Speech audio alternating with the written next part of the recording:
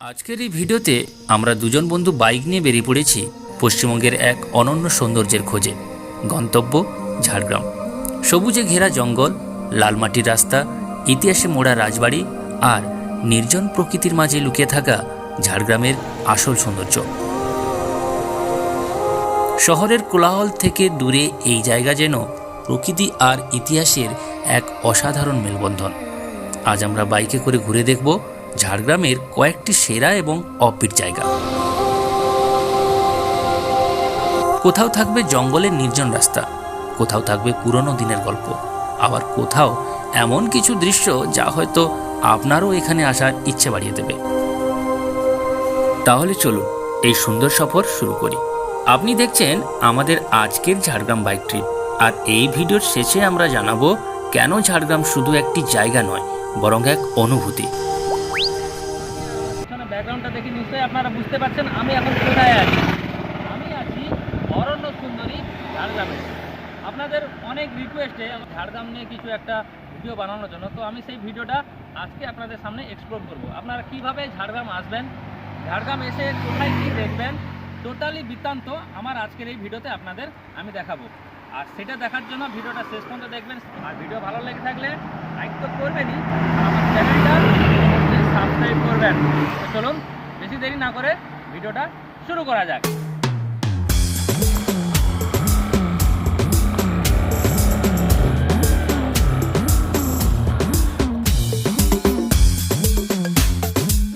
তো এখন আমরা ঢুকে পড়েছি ঝাড়গ্রাম এলাকায়। বন্ধুরা, গাড়ি চালাতে চালাতে আপনাদের একটু ঝাড়গ্রাম সম্পর্কে জানিয়ে দিই। একটা জিনিস জানেন, আগে কিন্তু এই ঝাড়গ্রাম আলাদা জেলা ছিল না। আগে এটা ওয়েস্ট মিদনাপুরের অংশ ছিল, কিন্তু জঙ্গলমহলের এই পুরো এলাকাটা আলাদা একটা গুরুত্ব পেতে শুরু করে। তারপর 2017 সালে সরকারিভাবে ঝাড়গ্রামকে আলাদা জেলা হিসাবে ঘোষণা করা হয়। আর আপনি চারপাশ দেখলেই বুঝতে পারবেন ঝাড়গ্রামের আসল বিউটিটা কোথায়।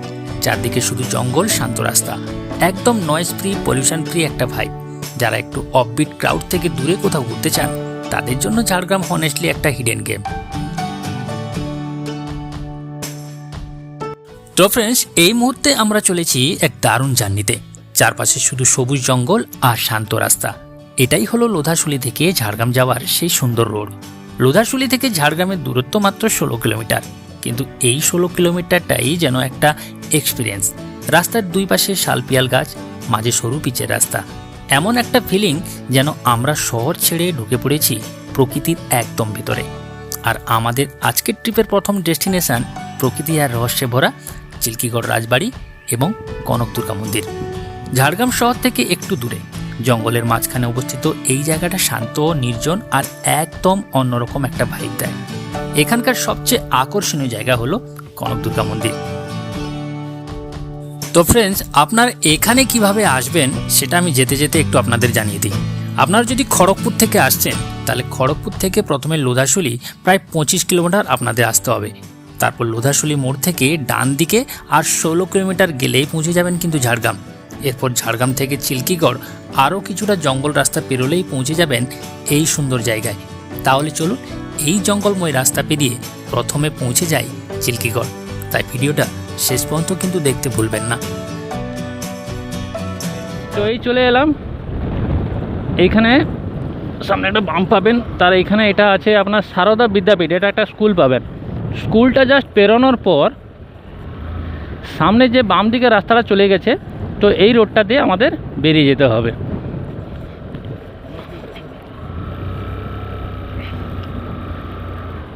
এই রোডটা চলে গেছে সোজা, এই যে লেখা আছে চাকুলিয়া, বেলপাহাড়ি, বহড়াগোড়া।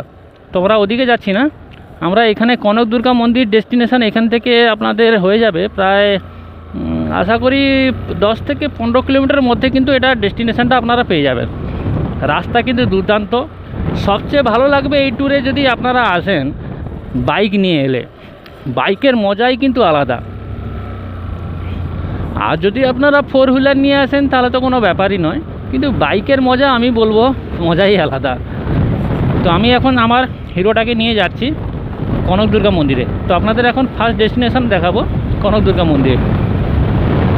রাস্তাগুলো আপনারা দেখতে থাকুন আর আমি গাড়ি চালাতে থাকি। Even when you feel low, you can still go.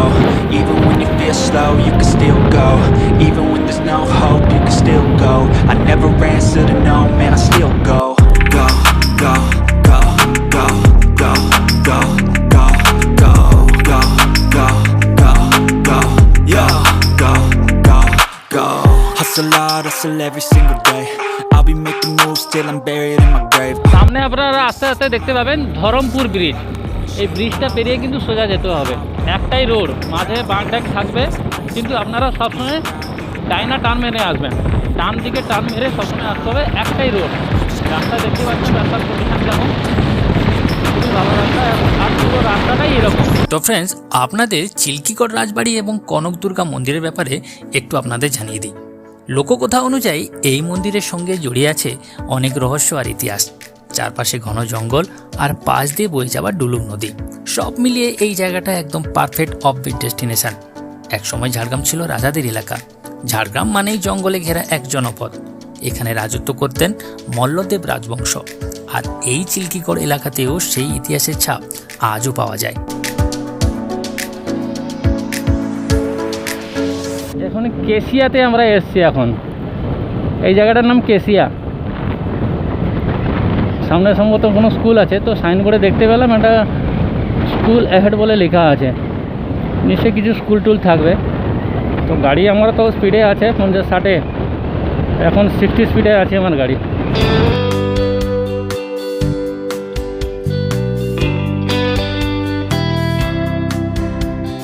এ বাবা, জামবনি আবার 7 কিলোমিটার দেখাচ্ছে, যে সামনে দেখলাম 5 কিলোমিটার, আবার এখন দেখছি জামবনি এখান থেকে 7 কিলোমিটার। যাই হোক, কিসের গন্ডগোল হয়তো আমার দেখার ভুল হয়ে থাকে।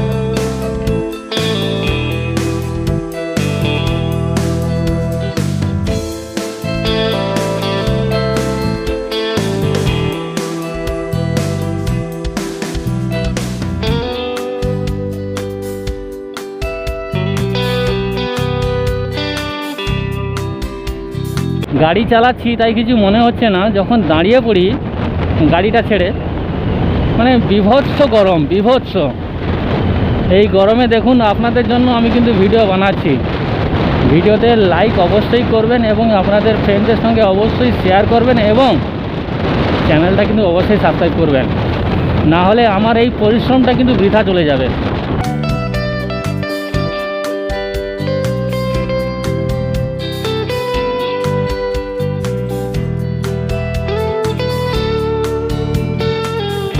তো আমরা এখন পৌঁছে গেছি আমাদের প্রথম ডেস্টিনেশন কনক দুর্গা টেম্পল। তো এটা হচ্ছে পার্কিং এরিয়া। তো এখানে টিফিন করা যেতে পারে, আর এটা হচ্ছে টোটালি পার্কিং এরিয়া, আর এই দিক দিয়ে যেতে হবে। তো চলুন সামনে কত দেখা যাক।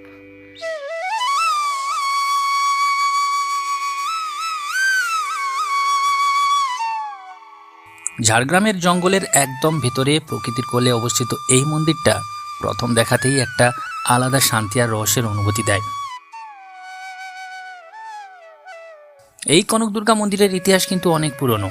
ধারণা করা হয় প্রায় 500 বছর আগে ঝাড়গ্রামের রাজা গোপীনাথ মল্লদেব এই মন্দিরটি প্রতিষ্ঠা করেন। তখন এই পুরো এলাকা ছিল ঘন জঙ্গলে ঢাকা, আর দেবী দুর্গার পুজো হতো একেবারে নির্জনে প্রকৃতির মাঝেই। মন্দিরের চারপাশে রয়েছে ঘন জঙ্গল, আর খুব কাছেই বয়ে চলেছে ডুলুং নদী। এই পুরো পরিবেশটাই একদম পিসফুল আর রিফ্রেশিং। যারা একটু শান্তি খুঁজছেন তাদের জন্য এই জায়গাটা একদম পারফেক্ট। এখানে এসে শুধু একটা হিস্টোরিক্যাল প্লেস নয়, একটা আলাদা স্পিরিচুয়াল ভাইবের অনুভব করা যায়।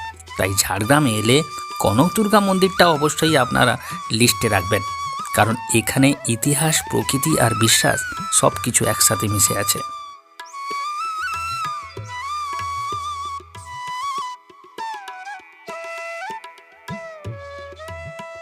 লোককথা অনুযায়ী আগে এখানে দেবীর পুজো হতো একটু ভিন্নভাবে। কেউ কেউ বলেন সেই সময় কিছু গুপ্ত আচারও পালন করা হতো, আর সেই কারণেই এই মন্দিরটাকে ঘিরে আজও একটা রহস্যময় আবহাওয়া তৈরি হয়েছে।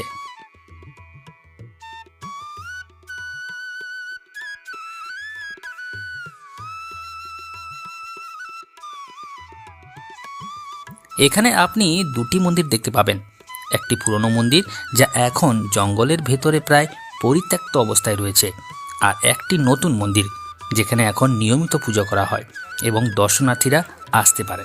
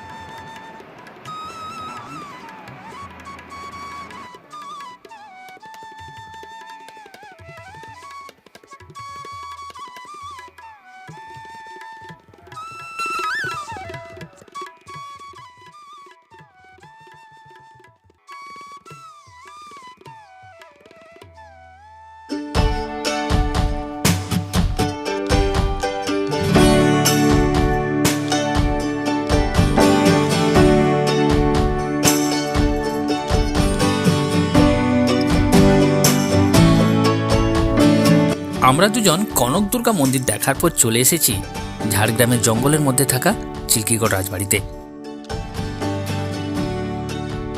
এই রাজবাড়িটা ছিল ঝাড়গ্রামের রাজ পরিবারের একটি গুরুত্বপূর্ণ অংশ। বিশেষ করে মল্লদেব রাজবংশের সময় এই এলাকাটা রাজকীয়ভাবে গড়ে উঠেছিল। রাজবাড়িটার আর্কিটেকচার দেখলেই বোঝা যায় একসময় এখানে কতটা জমকালো পরিবেশ ছিল। বড় বড় খিলান, মোটা দেওয়াল আর পুরনো দিনের ডিজাইন সব কিছুতেই একটা রাজকীয় ছাপ আছে। তবে সময়ের সাথে সাথে এই রাজবাড়িটার অনেকটাই এখন ধ্বংসপ্রায়। দেওয়ালে ফাটল, ভাঙা অংশ সব কিছু যেন সেই পুরনো দিনের গল্প বলে। চারপাশে ঘন জঙ্গল আর একদম নির্জন পরিবেশ এই রাজবাড়িটাকে আরও বেশি রহস্যময় করে তুলেছে।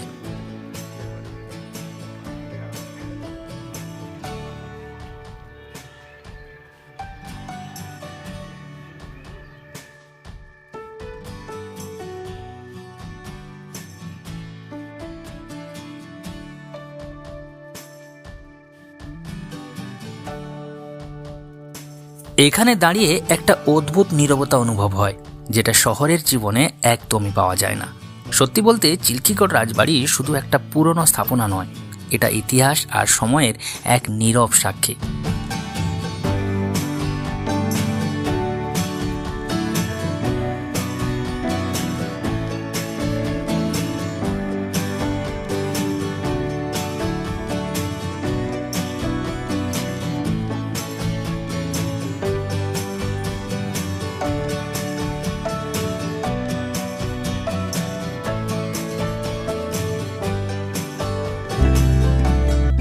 কনক দুর্গা মন্দির আর চিল্কিগড় রাজবাড়ি দেখে আমরা এবার কিন্তু বেরিয়ে পড়েছি আমাদের পরবর্তী ডেস্টিনেশনের দিকে, ঝাড়গ্রামের সবচেয়ে রাজকীয় আর আইকনিক জায়গা ঝাড়গ্রাম রাজ প্যালেস।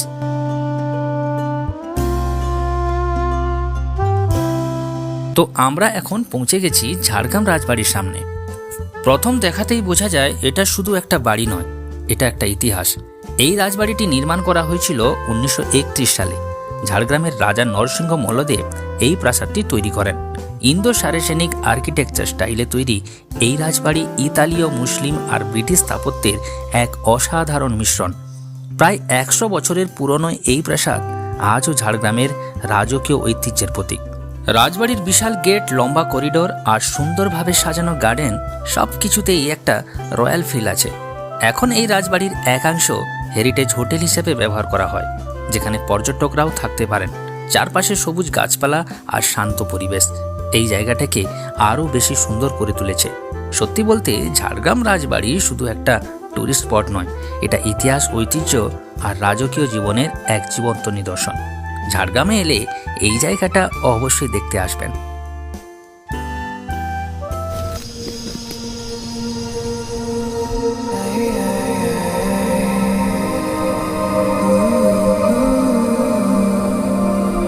আমরা রাজবাড়ি দেখে সোজা কিন্তু বেরিয়ে পড়েছি এখন ঝাড়গ্রাম ডিয়ার পার্কের উদ্দেশ্যে। তো আমি আপনাদের এই ডিয়ার পার্কের সম্বন্ধে একটু জানিয়ে দিই। ঝাড়গ্রাম ডিয়ার পার্ক প্রতিষ্ঠিত হয়েছিল 1980 সালের দিকে পশ্চিমবঙ্গ বন বিভাগের উদ্যোগে। মূল উদ্দেশ্য ছিল বন্যপ্রাণ সংরক্ষণ এবং স্থানীয় ও পর্যটকদের জন্য একটি প্রাকৃতিক অভয়ারণ্য তৈরি করা। প্রথমে এখানে কেবল কয়েকটি চিতল হরিণ আনা হয়েছিল, পরে ধীরে ধীরে এই পার্কে বৃদ্ধি পায় হরিণের সংখ্যা, আর এখন এটি এক মিনি চিড়িয়াখানা হিসেবে পরিচিত। এটা হচ্ছে পার্কের মূল প্রবেশদ্বার। এখানে আপনাদের কাউন্টারে টিকিট কেটে সোজা ভিতরে প্রবেশ করতে হবে। এই পার্কের ভিতর হরিণ ছাড়াও আপনারা দেখতে পাবেন ময়ূর ও নানান প্রজাতির পাখি, বানর, খরগোশ, বাঘ, ভালুক ইত্যাদি। পার্কের ভিতরে রয়েছে হাঁটার পথ, ছায়া ঘেরা বসার জায়গা, ছোট পুকুর আর বিশ্রামের স্থান। বাচ্চাদের জন্য এটি একেবারে উপযুক্ত শিক্ষণীয় জায়গা। পুরো এলাকা ঘন শাল ও সেগুনের বন দিয়ে ঘেরা। বাতাসে প্রকৃতির গন্ধ, চারদিকে পাখির ডাক, একেবারে প্রশান্তির অনুভূতি। বর্ষাকালে গাছপালা আরও সবুজ হয়ে ওঠে, আর শীতে এখানকার ঠান্ডা পরিবেশ মনকে ছুঁয়ে যায়। ভ্রমণপ্রেমীদের জন্য এখানে নেচার ফটোগ্রাফি ও বন্যপ্রাণ পর্যবেক্ষণ করার দারুণ সুযোগ আছে। সকাল বা বিকেল এই দুই সময় কিন্তু পার্ক ভ্রমণের জন্য আদর্শ টাইম। ডিয়ার পার্কটি ঝাড়গ্রাম শহর থেকে প্রায় 3 কিলোমিটার দূরে। রেল স্টেশন বা বাস স্ট্যান্ড থেকে সহজেই টোটো, অটো বা গাড়ি নিয়ে পৌঁছে যাওয়া যায়। রাস্তা সুন্দর, আর পথে পথে দেখতে পাবেন গ্রামীণ ঝাড়গ্রামের মনোরম প্রকৃতি দৃশ্য। পার্কের খোলার সময় আর বন্ধের দিন আপনাদের একবার জানিয়ে দিই। সকাল 9টা থেকে বিকেল 4টা পর্যন্ত এই পার্ক খোলা থাকে, আর সোমবার এই পার্ক বন্ধ থাকে। টিকিটের মূল্য প্রাপ্তবয়স্কদের জন্য প্রায় 20 থেকে 30, আর বাচ্চাদের জন্য একটু কম। টিকিটের দাম ও সময় সামান্য পরিবর্তন হতে পারে, তাই যাওয়ার আগে স্থানীয়ভাবে জেনে নেওয়া ভালো। তো বন্ধুরা, আমাদের কিন্তু ডিয়ার পার্কের সমস্ত কিছু দেখা কমপ্লিট। তো আমরা এখন বেরিয়ে যাব আমাদের পরবর্তী ডেস্টিনেশনের দিকে। এবার আমরা বেরিয়ে পড়েছি কিন্তু আর একটা সুন্দর জায়গার দিকে, সাতপাটি। শহরের ভিড় থেকে একটু দূরে একদম শান্ত একটা জায়গা। তো আমরা এখন পৌঁছে গেছি সাতপাটি পিকনিক স্পটে। প্রথম দেখাতেই যেটা আপনাকে টানবে সেটা হলো এই জায়গার নীরবতা আর ন্যাচারাল বিউটি। এখানকার মূল আকর্ষণ হলো কাঁসাই নদী। শান্তভাবে বয়ে চলা নদী আর তার চারপাশে সবুজ জঙ্গল একটা একদম শুটিং পরিবেশ তৈরি করে। বিশেষ করে বিকেলের দিকে এখানে সূর্যাস্তের দৃশ্যটা অসাধারণ লাগে। এই জায়গাটা পিকনিক স্পট হিসাবেও খুব জনপ্রিয়। অনেকেই পরিবার বা বন্ধুদের সাথে এখানে এসে সময় কাটান, কারণ এখানে নেই কোনো শহরের কোলাহল, শুধু প্রকৃতি, শান্তি আর ফ্রেশ এয়ার। আপনি যদি একটু রিল্যাক্স করতে চান, নিজের মতো কিছুটা সময় কাটাতে চান, তাহলে সাতপাটি আপনার জন্য একদম পারফেক্ট প্লেস। ঝাড়গ্রামের এই ছোট্ট জায়গাটা হয়তো খুব বেশি পপুলার নয়, কিন্তু একবার এলে এর শান্ত পরিবেশটা আপনি ভুলতে পারবেন না।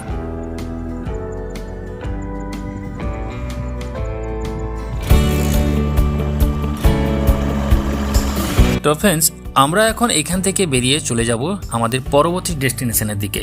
আমরা এখন যাব ঝাড়গ্রামের একটা সুন্দর, অ্যাট্রাকটিভ, বিউটিফুল একটা জায়গায়, যার নাম হচ্ছে ক্রিস গার্ডেন। ঝাড়গ্রামের বুকেই লুকিয়ে আছে এমন একটা জায়গা যেখানে একসাথে পাবেন প্রকৃতি, শান্তি আর বিনোদনের অসাধারণ মিশেল। আজ আমরা ঘুরতে এসেছি সেই সুন্দর লোকেশনে, যেটা হচ্ছে ক্রিস গার্ডেন। গার্ডেনের ভেতরে ঢুকতেই প্রথম যে জিনিসটা নজরে পড়ে সেটা হলো এর সুন্দরভাবে মেনটেন করা পরিবেশ। পরিষ্কার রাস্তা, চারপাশে সবুজ গাছ আর সাজানো ল্যান্ডস্কেপ, সব মিলিয়ে একদম চোখ জুড়ে যায়। ক্রিস গার্ডেনের অন্যতম প্রধান আকর্ষণ কি জানেন? যেটা হলো এর রঙিন ফুলের বাগান। এখানে বিভিন্ন প্রজাতির ফুল এত সুন্দরভাবে সাজানো আছে যে প্রতিটা অংশ যেন একটা লাইভ পেন্টিং মনে হয়। লাল, হলুদ, বেগুনি নানান রঙের ফুল একসাথে মিলে এমন একটা ভিউ তৈরি করে যেটা ফটোগ্রাফির জন্য একদম পারফেক্ট। যারা প্রকৃতি ভালোবাসেন তাদের জন্য এই অংশটা সত্যি একটা স্বর্গের মতো। এখানে শুধু বড়দের জন্য নয়, বাচ্চাদের জন্য এখানে রয়েছে আলাদা খেলার জায়গা, স্লাইড, দোলনা আর বিভিন্ন খেলাধুলার সরঞ্জাম। সব কিছুই খুব সুন্দরভাবে সাজানো। ফ্যামিলি নিয়ে এলে বাচ্চারা এখানে অনেকটা সময় আনন্দে কাটাতে পারবে, আর বড়রাও নিশ্চিন্তে রিল্যাক্স করতে পারবেন।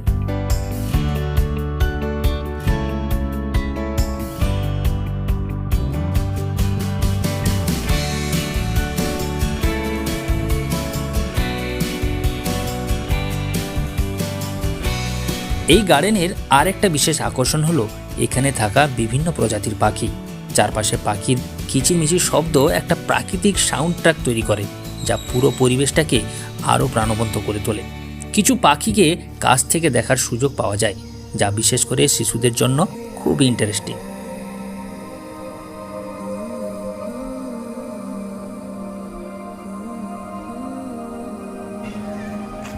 গার্ডেনের বিভিন্ন জায়গায় রয়েছে সুন্দর সুন্দর স্ট্যাচু ও আর্টওয়ার্ক। এই স্ট্যাচুগুলো শুধু ডেকোরেশন নয়, পুরো জায়গাটার সৌন্দর্যকে আরও বাড়িয়ে তোলে। কিছু স্ট্যাচু আবার এমনভাবে তৈরি করা যেগুলো ফটো তোলার জন্য একদম পারফেক্ট স্পট হয়ে উঠেছে।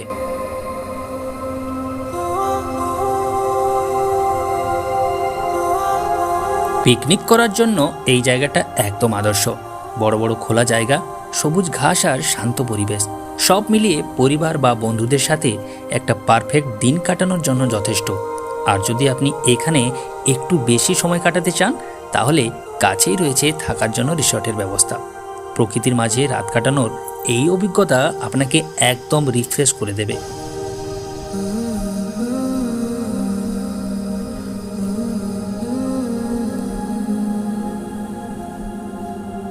সব মিলিয়ে কৃষ গার্ডেন এমন একটা জায়গা যেখানে আপনি একসাথে পাবেন প্রকৃতি, বিনোদন আর শান্তির এক অসাধারণ কম্বিনেশন। এখানে এসে আপনি সত্যি একটা অন্যরকম ফিল পাবেন। তো ফ্রেন্ডস, আজকের এই ভিডিওটা কিন্তু আমাকে এখানেই শেষ করতে হবে, কারণ আজকে আমরা আর কোথাও যাচ্ছি না, কারণ আমাদের হাতে আর সময় নেই। ঝাড়গ্রামের আরও কিছু স্পট যেগুলো থেকে গেল সেগুলো আপনাদের অবশ্যই দেখাবো আমার পরবর্তী ভিডিওতে। তো ফ্রেন্ডস, আজকের এই ভিডিওটা যদি আপনাদের ভালো লেগে থাকে তাহলে অবশ্যই লাইক করুন, শেয়ার করুন আর আমার এই চ্যানেলটিকে সাবস্ক্রাইব করুন। আর এমন আরও ট্রাভেল ভিডিওর জন্য আমাদের চ্যানেলের সঙ্গে থাকুন। ধন্যবাদ।